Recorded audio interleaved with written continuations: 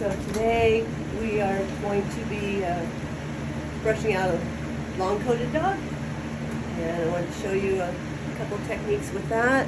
I'm using a coated, curved, bent tooth slicker. I'm not sure if this one's going to be strong enough to get the tangles out. She's got a couple spots that are knotted up. I might have to go to a stiffer brush. But I'm going to start with this. I'm going to do as much of her with this as I can because it's the easiest on her skin. This is Phoebe, my Phoebe. She is a movie star. She's going to be a calendar pinup girl. Huh. She's a show dog. She's a show dog. Yes. I met her at Pet Food Express. Her dad was giving her a bath at the self-serve pet wash, and he had his work cut out for him because her hair was this long on her back. She was just the hairiest Gordon setter that I had ever seen in my life. And I thought, that poor man, she could really use a haircut, and that would make it so much easier for him. And so I gave him one of my cards, and that's how I met Phoebe. Okay, so we'll start with her ears.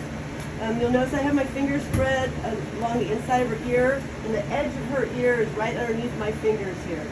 So I have the edge of her ear, and that way when I brush, I'm brushing from the edge across the tips of my fingers and out, and I'm never actually brushing along the edge of her ear because the edge of the ear is very sensitive and it's also easily torn, so we want to be very careful with that. So her ears are in really good shape. And open, and again I've got my fingers under there, so against my fingers. Very good girl, Phoebe. This is all going to get shaved, but I could give it a nice brush up against the grain if I want. It feels really good on their skin. But this long coat is what I am really focused on today. So I will start, put your footy down. I'll start at the very bottom, and I'm going to pull all the hair up.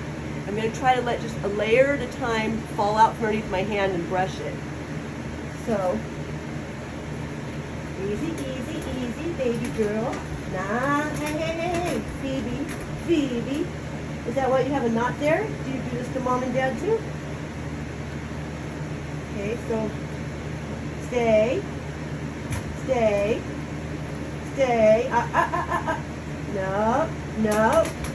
Hey, Phoebe. Let me see. Let me see. Phoebe. Let Cindy see. Let Cindy see that foot. Come on. Okay, Phoebe wants to lie down. We'll let Phoebe lie down. Phoebe's a good girl. Wait. Give you an extension. Wait. Calm down. Okay. We're going to go up a bit. Stay. Stay. Just a little. Stay. Okay, that's all, just a little. Okay, now you can lay down. Do you want to lay down? Do you want to lay down or you don't want to lay down? Okay, you can lay down now if you want. I think you have enough room to. Okay, chinny up, chinny up, chinny up. Thank you. Let's look on this footy.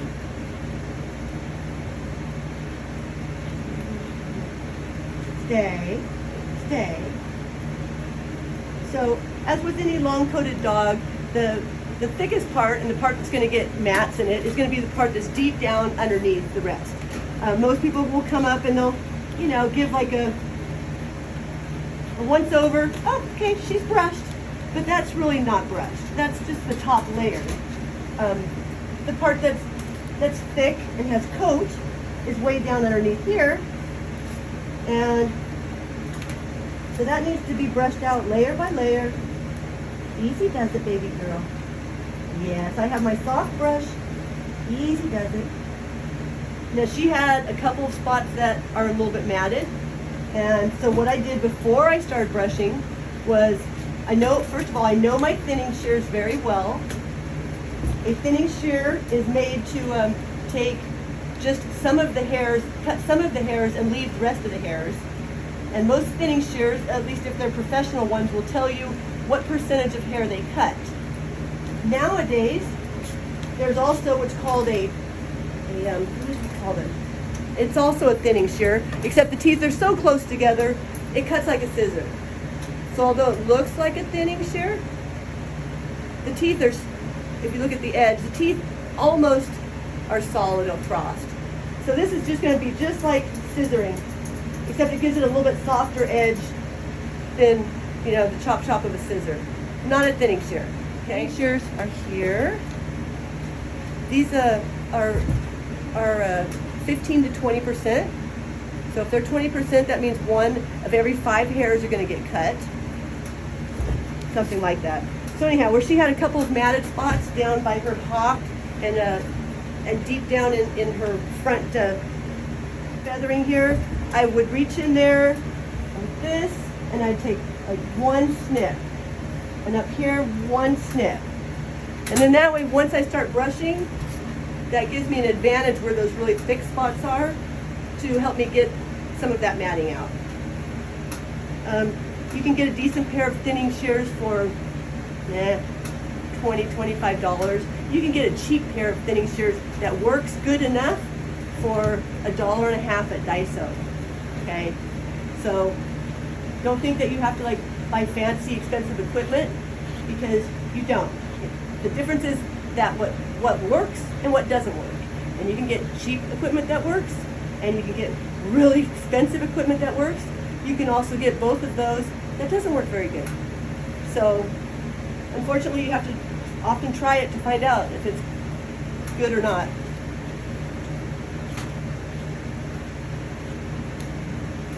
So you can see how much coat's coming out. That is more from what I took out with the thinning shear than brushing it out. A little bit of this is felting. Okay, this much of it is felting. But this, I can tell, is all stuff that's come out really easily because I used the thinning shears there. And the reason I did that is it's been 3 weeks since Phoebe was in. I brushed her out completely 3 weeks ago.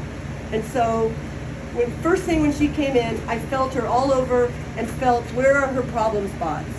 Her parents do some brushing, well at least I hope they do, because they bought a brush. My job is to make sure that she's going to be in good enough shape 3 weeks from now that I can also brush her out. So she comes every 3 weeks, once for a brush out, once for a haircut, and I try to leave her the amount of coat that can be maintained on that schedule. That's what works for them.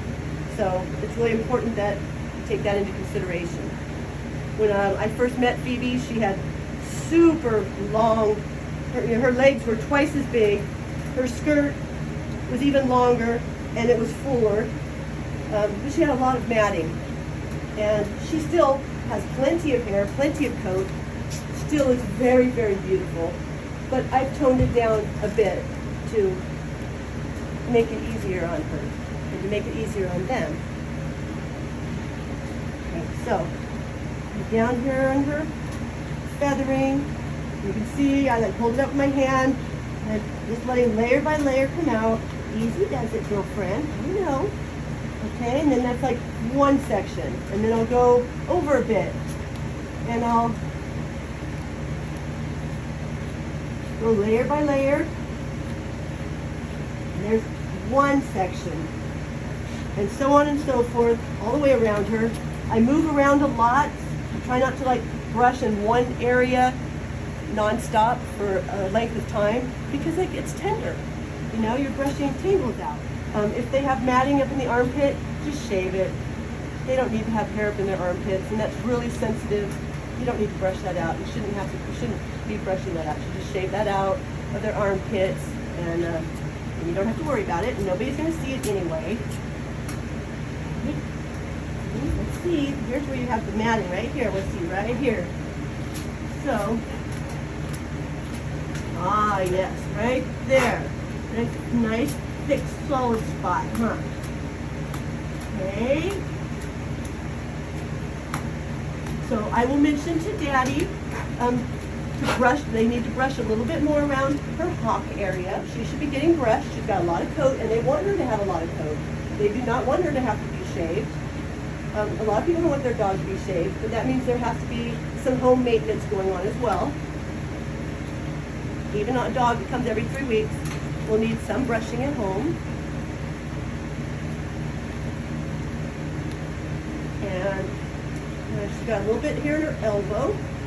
So mention her elbows, her hocks and elbows.